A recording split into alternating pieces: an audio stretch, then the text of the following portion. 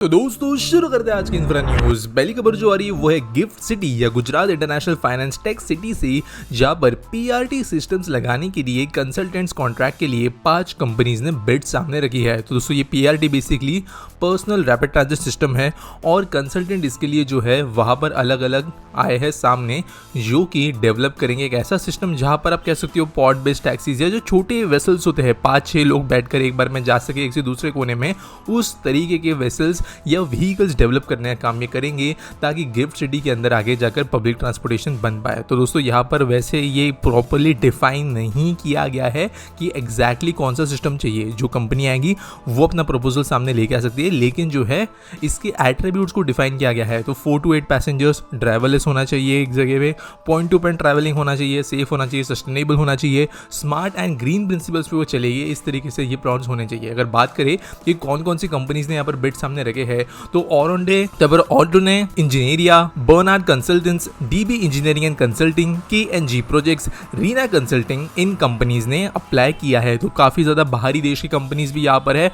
अब ये दोस्तों इंडिया के अंदर ऐसे बहुत कम होता है कि इतने हाई लेवल पे पहुंच जाता है कोई प्रोजेक्ट, स्पेशली इतना ज्यादा फ्यूचरिस्टिक प्रोजेक्ट। एक दो हमने देखा था जेवर इंटरनेशनल एयरपोर्ट के पास में बनने वाला ऐसा प्रोजेक्ट जिसके लिए भी कंसल्टिंग के ऊपर वाला काम चल रहा है, और अभी यहाँ पर भी जो है एक्चुअल टेंडर्स हो गए, गवर्नमेंट पैसा खर्च कर रही है इन प्रोजेक्ट्स को बनाने के हिसाब से। अब तक जो है बनाने के टेंडर्स नहीं इनवाइट हुए हैं, ये कंसल्टिंग के टेंडर्स है। ये कंपनीज आगे सिर्फ बताएगी कि ये सिस्टम कैसा होगा, क्या होगा, जो उसकी फिजिबिलिटी है वो स्टडी की जाएगी। अगली दूसरी खबर आ रही है वो श्रीनगर बारामूला उली हाईवे से रिलेटेड, जिसका लैंड एक्विजिशन ऑलमोस्ट कंप्लीट हो गया है, ऐसा यहाँ की गवर्नमेंट ने कहा है। तो दोस्तों लैंड एक्विजिशन जो प्रोसेस था वहाँ पे काफ़ी दिक्कतें आ रही थी इस हाईवे के लिए, क्योंकि काफ़ी लैंड जो था वहाँ पे रेजिस्टेंस फेस करने मिल रहा था। लैंड जो है वो काफ़ी कॉन्ट्रोवर्शियल एरियाज के मिल से गुजरता है, और साथ साथ दोस्तों रोड यहाँ पर जो बनना है वो 4 लेन हाईवे होने वाला है। एग्जिस्टिंग जो 2 लेन रोड है उसके आसपास में बहुत ज़्यादा डेवलपमेंट हो चुकी थी इन टर्म्स ऑफ आप कहे तो एंक्रोचमेंट टाइप, तो यहाँ पर उस चीज़ में भी दिक्कत आ रही थी।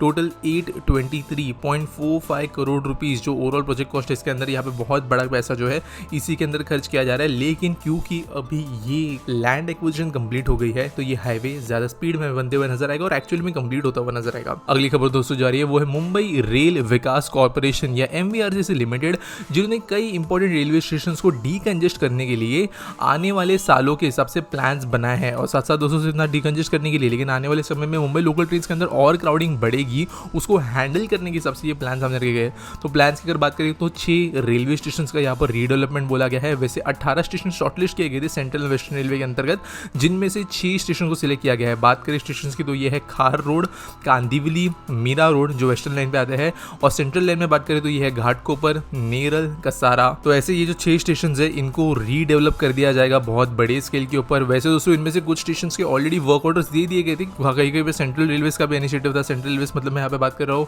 सेंट्रल गवर्नमेंट की, और उसके वजह से वहाँ पे तो काम शुरू हो चुका है। लेकिन ये बाकी जो स्टेशन है उनके ऊपर भी काम शुरू होगा। वैसे दोस्तों यहाँ पर एग्जैक्ट डिटेल्स हर एक स्टेशन की अलग होगी, क्योंकि हर एक स्टेशन की नीड्स अलग है। कहीं पर मेट्रो स्टेशन इंटरचेंज है, कोई जंक्शन वगैरह करके, कोई टूरिस्ट स्पॉट्स है, तो अलग अलग डिजाइन के साथ में ये डेवलप होंगे, लेकिन एटलीस्ट इनके ऊपर काम हो रहा है। अगली खबर दोस्तों जा रही है वो है rail land development authority RLDAC, जिन्होंने टेंडर फ्लोट किए हैं अहमदाबाद रेलवे स्टेशन के लिए। तो दोस्तों ये एक काफी अजीब बात है, क्योंकि ये दूसरी बार हो रहा है। अब अहमदाबाद रेल स्टेशन रीडेवलपमेंट का काम ऑलरेडी शुरू हो चुका था। यहाँ पे स्टेशन और बगल में जो बुलेट ट्रेन स्टेशन है दोनों को मिलकर रीडेवलप किया जा रहा था, या कहे तो एक डेवलपमेंट न्यू थी, एक डेवलपमेंट जो रीडेवलपमेंट थी। लेकिन कुछ इशूज थे सिविल वर्क के अंदर, यहाँ पे कुछ करेक्शंस करने की जरूरत है, जिसकी वजह से मई के महीने में जो पहले के टेंडर के डिजाइन थे उनको डिस्चार्ज कर दिया गया था, और अभी न्यू बिड्स इन्वाइट की गई है जहां पर कॉस्ट जो है वो वापस रिवाइज की गई है, जिसकी वजह से अहमदाबाद रेलवे स्टेशन के अंदर जो ऑलरेडी आप कह सकते हो सिविल वर्क शुरू हो गया railway station in terms of redevelopment, वहां पे नए कंपनीज अप्लाई करके फिर से स्टेशन का रीडेवलपमेंट करेंगे। हालांकि यहाँ पे कुछ तोड़ा नहीं जाएगा, लेकिन जो है एक नया चेंज डिजाइन में देखने मिलेगा। अगली खबर दोस्तों जो आ रही है वो है पूरी मेट्रोपॉलिटन रीजन डेवलपमेंट अथॉरिटी से, जिन्होंने 207 करोड़ रुपए एलोकेट किए हैं लैंड एक्विजिशन के लिए पुणे रिंग रोड बनाने के लिए। तो दोस्तों ये एकदम अचानक और भयानक बात है पुणे के लिए, क्योंकि यहाँ पर जनरली प्रोजेक्ट अनाउंस होने के बाद में सालों तक बनते नहीं है। लेकिन ये जो रिंग रोड है ये बहुत रिसेंट में अनाउंस किया गया और अप्रूव किया गया प्रोजेक्ट है, जिसके लिए पैसे एलोकेट कर दिए गए हैं। 82 किलोमीटर का जो रिंग रोड होगा वो शोलू से लेके वडगांव के बीच में चलेगा। और 5 किलोमीटर जो इनिशियल स्ट्रेस है इसके लिए रिक्वायर्ड जो 28 हेक्टेयर्स ऑफ जमीन है उसके एक्विजिशन के लिए ये पैसे खर्च किए जाएंगे और विलेजेस को इसके अंदर पैसा मिलेगा। वैसे दोस्तों ओवरऑल बजट प्रोजेक्ट का 14,200 करोड़ के ऊपर है, तो ये 200 करोड़ रुपए कोई बहुत बड़ा अमाउंट नहीं है, लेकिन अभी जिसकी भी लैंड है स्टार्टिंग में उनको तो फटाफट पैसा मिल जाएगा ये नजर आ रहा है और लैंड एक्विजिशन इसकी वजह से हो जाएगा। अगली दोस्तों जो खबर आ रही है वो है दिल्ली मेट्रो से और गाजियाबाद डेवलपमेंट अथॉरिटी से, जिन्होंने एक और टेंटेटिव प्लान सबमिट किया है 5.83 किलोमीटर लंबी नोएडा सेक्टर 62 से लेकर वैशाली मेट्रो स्टेशन के बीच में एक मेट्रो लाइन बनाने के लिए। तो यहाँ पर दोस्तों डीएमआरसी ने गाजियाबाद के अंदर मेट्रो बेसिकली एक्सटेंड करने के लिए ये सबमिशन दिया है और ये ब्लू लाइन का एक्सटेंशन होगा, जहाँ पर बेसिकली न्यू लाइन जो होगी वो इंदिरापुरम से लेकर वैशाली स्टेशन पहुंचेगी। और वैसे ये प्रपोजल पहले भी दिया गया था, लेकिन कुछ रीजंस की वजह से जो ड्रॉप किया गया था, तो वापस थोड़ा रीडिजाइन करते हुए इसको बनाया जा रहा है और 1300 से 1400 करोड़ रुपए इसके ऊपर बनाने में खर्च होंगे, ऐसा डीएमआरसी का कहना है। ये रोड जो होगी वो कई ऐसे एरियाज में से गुजरेगी जो कि डिफेंस के है, जैसे कि CISF, DPS Indirapuram, Ramlila road, नीति खंड, ज्ञान खंड और रामप्रस्थ, जिसके कारण यहाँ पर जो है काफी ज्यादा लोगों की मूवमेंट तो होगी ही। तो मोस्ट प्रोबेबली ये जो मेट्रो का प्रपोजल दिया गया है वो इस बार अप्रूव हो जाएगा और इसका भी हमें एक्सटेंशन दिल्ली में होता हुआ नजर आएगा। अगली खबर दोस्तों जो आ रही है वो है एनएचएआई ने, जिन्होंने एक बहुत ज्यादा बड़ा गोल रखा है, जिसके अंतर्गत इन्होंने कहा है कि वो इस फाइनेंशियल ईयर में 5060 किलोमीटर ऑफ हाईवेज बनाएंगे। दोस्तों यहाँ पर एक इंक्रीज काफी बड़ा होगा कि पिछले साल ये 4882 किलोमीटर के गोल पे थे, यानी यहाँ पे अप्रोक्सीमेटली 400 किलोमीटर के आसपास, तो अप्रोक्सीमेटली यहाँ पर 200 किलोमीटर के आसपास रोड एक्स्ट्रा बनेंगे। और वैसे दोस्तों अगर कहे इनसाइड प्रोजेक्ट के बारे में तो ये 6000 किलोमीटर से ज्यादा के है 2023-24 के हिसाब से, लेकिन यहाँ पर ये गोल जो रखा गया है वो अच्छा खासा बड़ा है।